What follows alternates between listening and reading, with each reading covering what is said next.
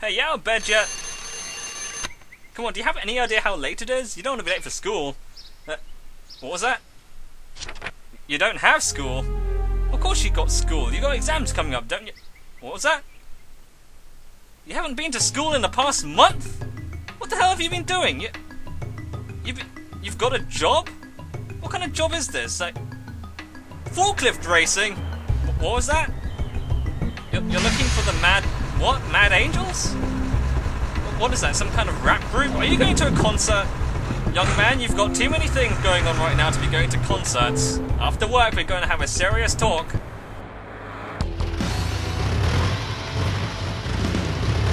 Okay, so we have another forklift race, but this time we mean business. We're gonna get first place. Ready? Go! Let's do this. I still can't get over how surreal this entire scenario is. I mean, I don't know. To me, it seemed like Shenmue was trying to sell itself as like a realistic kind of, like a realistic setting or world, you know, because they have, during trailers and stuff, they'd always tell you about how, you know, everyone had their own time schedules and the weather was dynamic and lifelike, and check out how great these graphics are. And then, I don't know, for the most part, it was trying to create a convincing lifelike scenario, like world. And then it throws in this. Like, could you imagine if this happened in real life? Like, you get a job working with forklifts, and the first thing that happens when you turn up for work is, hey, let's fucking race them. And you don't know if your workmates are just having you on or not, because you're the new guy, you don't know the ropes. How do you know they're not just trying to trick you or something, you know?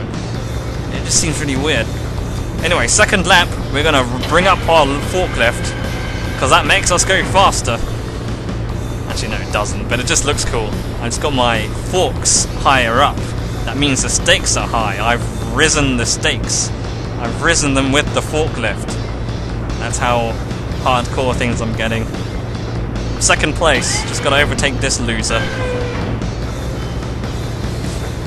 Well, I say this isn't really something that would happen in real life, but on the other hand, this probably would make a pretty good episode of Top Gear, wouldn't it? And now we need to find out how fast this forklift goes round our track, and that means handing it over to our tame racing driver. Some say he has the largest collection of toy capsules in the world, and that the only nutritional sustenance he needs comes in the form of soft drinks from vending machines. All we know is, he's called the Stig. That's my Jeremy Clarkson voice. I can't really do that. Anyway, as you can see, we are in first place. This race is as good as ours. Providing we don't bump into any walls. Which I almost did there. I guess, after this, I will aim for all the other forklift cars, as in the little figures, so I'll have to intentionally get positions 3rd through 5th to get those. And, you know, you don't get anything out of it, but you might as well complete the collection while you have the chance. You can't get them anywhere else, I don't think. Actually, I think you can. You can get them from the toy capsule machine in the harbour, but that's besides the point. And looks like first place is ours. Finish!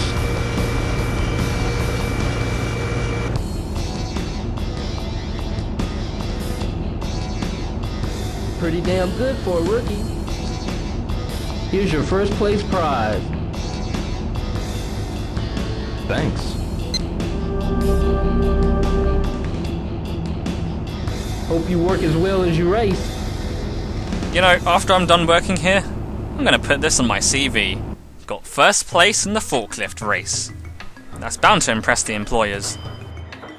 I'm ready. Today, you gotta take this cargo to warehouse number 3. Here's the map.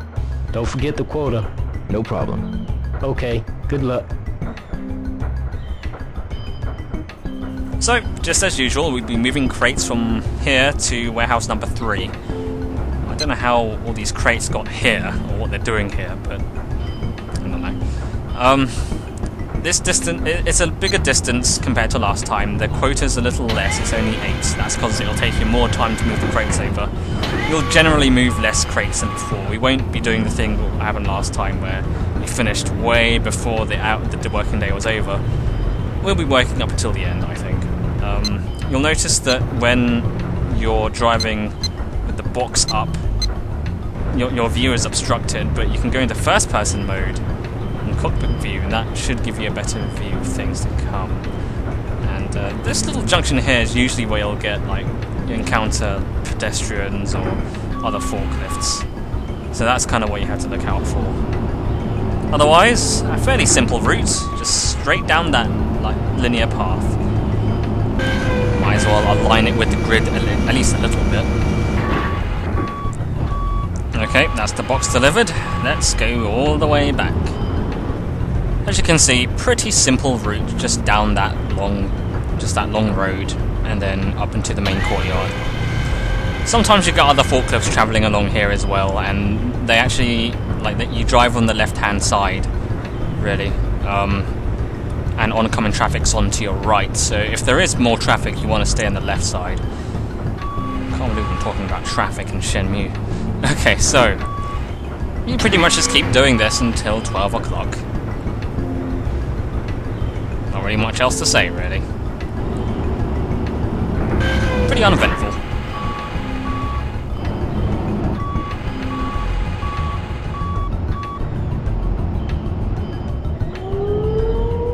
Lunchtime, eh?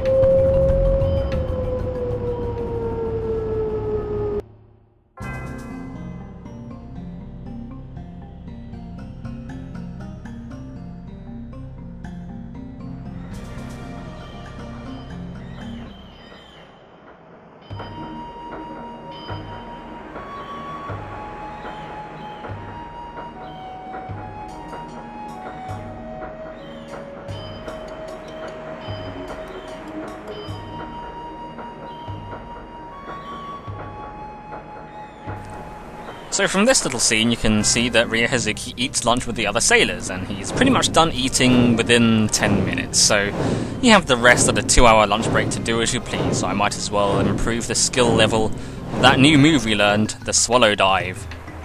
Admittedly, raising skill level can be a little tedious, you just have to keep doing the move, and I guess that can be a bit boring. Warehouse number 3. Okay. And then after lunch, it's straight back to work. I don't know, I'm still feeling pretty chuffed about getting first place in that race, and we were on target to meeting that 8-box quota, so we're due for a raise tonight. After we get past low frame rate junction here, I'm sure work will be fine and dandy.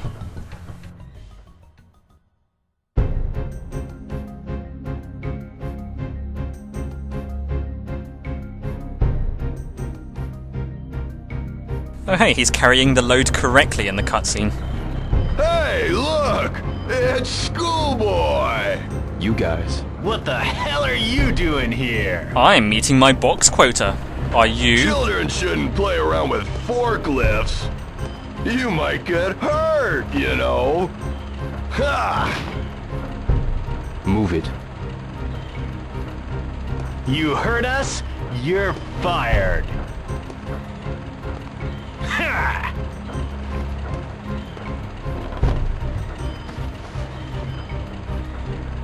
Ha! Nice taxi you got here. Take me on home, okay? Get a move on. Whatever. Whatever, man. I'm going to meet my box quota, so in the end, I'll have the last laugh. In fact, I got first place in the forklift race, so I also have the first laugh.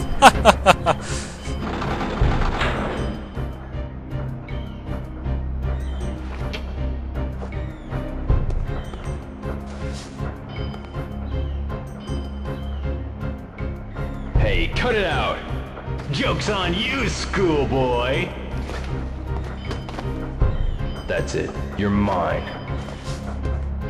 It's showtime! It's showtime! After everyone assumes their fighting stance and holds it for 10 seconds. There, now it's showtime. And the guy with the beard is already down. Some of these guys don't really have a lot of health. They have different levels of health, I guess. Now, at some points during this fight, I tried to do the shadow step, the move that the homeless guy taught us yesterday. It's actually a little confusing, because the cutscene heavily implies that it's like a counter move, like he shows, try and punch me, then, you try and punch the homeless guy and he does all this crazy shit and goes behind him. I just went behind that guy there and he just looked rather confused. That was the shadow step. But yeah, it's not actually designed for countering attacks. What it is, it's a throw move, and technically throws can only be done on enemies that are idle, so in fact you can't use it to counter an attack, because if an enemy's attacking he won't do it.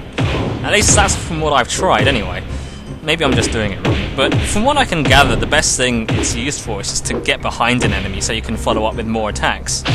So I don't know, it's kind of situational, and in the end it's actually kind of hard to pull off anyway.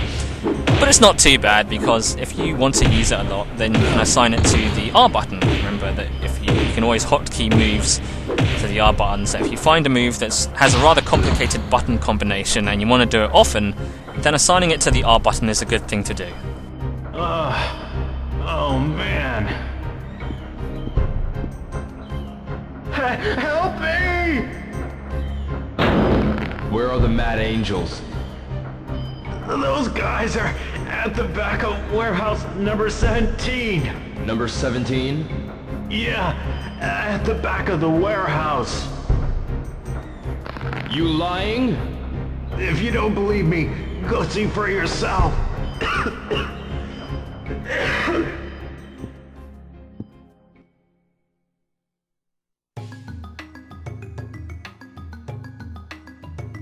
Okay, so he found out some interesting information about the Mad Angels, and perhaps an idea of where to go, behind Warehouse 17. We'll investigate that after we head straight back to work. Because I gotta deliver more boxes to get more money. I just find it weird that Hazuki doesn't really report this to anyone. He doesn't report the fact that he's been attacked at work or anything, but I don't know, I guess it kind of falls in line with the whole I'm not going to call the police over my dad's murder thing. Anyway, back to what...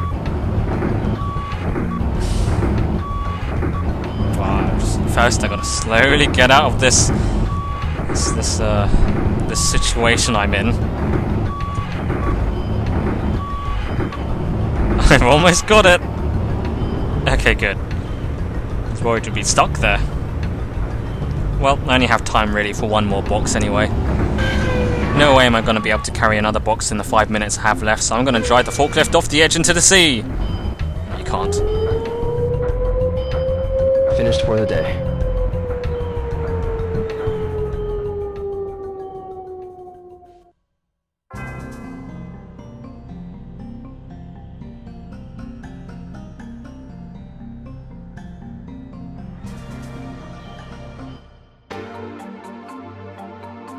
Okay, good job. Here's today's pay. Thanks. You met quota, son. So starting tomorrow, you'll get a 50 yen raise. That'll be 400 yen per crate. Thank you. Keep up the good work. Yes, thank you very much.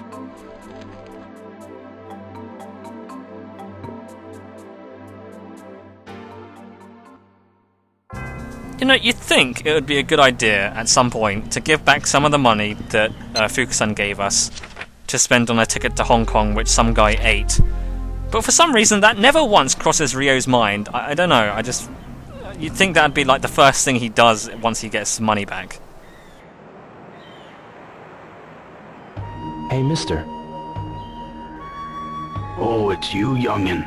You been training? Yeah. That's great. Now then, I can show you how to use it. Use it? The shadow step move? It's rather hard to do, so I'll only do it once, so pay attention. Before, I just showed you how to slide behind your opponent. Once you're behind your opponent, strike the back of the neck. An unprotected neck's weaker than you'd expect. That's my shoulder, right? An accurate strike can paralyze. Remember, you must always try to cripple your enemies. Strike just after sliding past your opponent. If you practice, you'll get it. I understand. Thank you.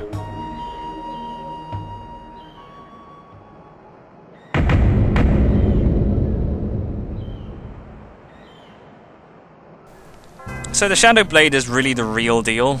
The Shadow Step's kind of just going behind the enemy, but the Shadow Blade is the thing that actually hurts them. And all you do is press the punch button after you do the command for the Shadow Step, which is forward and throw. Forward, dodge and throw. And you can't really see it there, but the Shadow Blade is just the same thing, but with punch added on it. So, yeah, again, it's a throw move, not a dodge or anything like that, so you just have to be aware of how throws work in this game.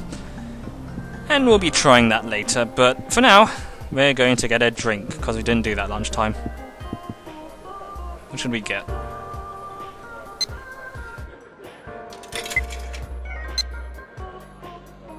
I think after a hard day of work, we need an orange soda.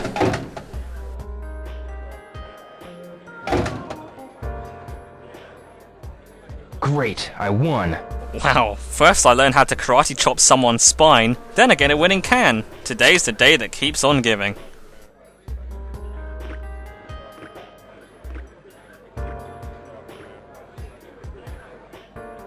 Ooh. Ah, good. Fantastic, we are now fully refreshed. And well, you might as well spend the can right here. Let's see if we get anything. Yeah, sure. Thank you very much. This one. Sure, draw a raffle ticket.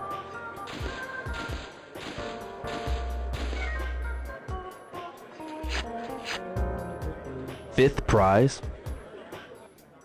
Here's your prize. Open it up and take a look. It sounded condescending when he said 5th prize. Like, is this it? This is all I get? What a jip! Well, Akira's not bad. Well, might as well give the whole capsule machines another go. 100 yen each. I should buy one.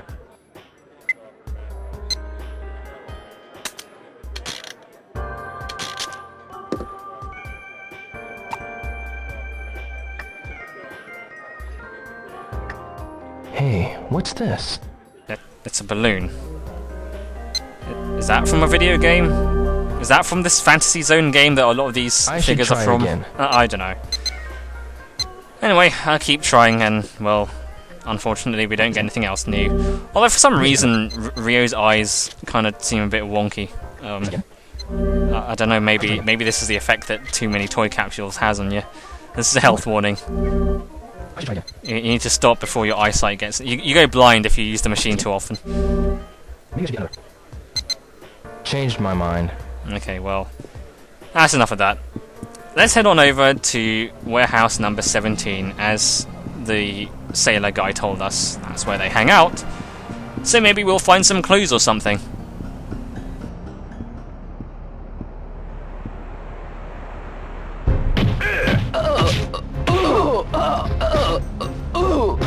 Cut it out! You again? This time you're dead. You're dead after we all see my fighting poses. So you can probably tell that the groups we're fighting are getting progressively larger and larger. We're fighting like more enemies at once, and that kind of makes things a little bit more difficult. You keep an eye on the guy in the background. He's kind of like darkened. The game will only have like maybe at most 4 active enemies, maybe 3. You know, you only have a few enemies active at once, and I guess that's to keep the game fair, so that you're not being swarmed by like 100 people all at the same time. Most of these enemies aren't really anything to worry about. Usually most of them have like just a few HP, so you can like, they go down like a few hits. See, like that, a few kicks and he's down. Now for you, eat this! Bam! Now you want to watch out for this guy, the guy in the green with the blue trousers. He's a recurring enemy, we'll be fighting him later as well. And if you remember, he was also the guy who kicked Mark yesterday. You might also remember him from earlier on in the game as well. When we met Charlie and he stole the football from the kid, he was the guy, or this guy was the guy sneaking up behind Hazuki with the baton, about to hit him when we did the QuickTime event. And this isn't the last we'll be seeing of him either, so get out.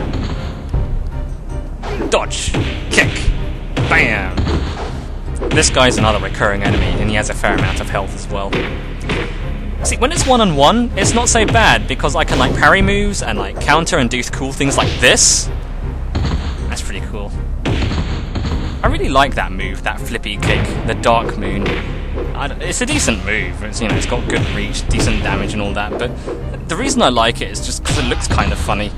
Just the way he just flips his entire body and then lands on his ass, and that somehow makes an effective attack. We won't forget this. Mark, you okay? Oh, yeah, I'm alright. No problem. Oh, Careful!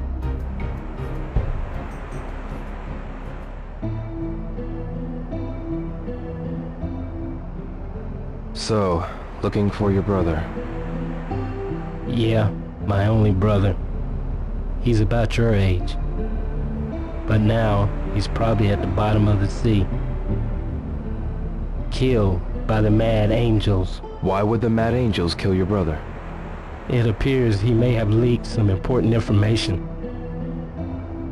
Is that why they...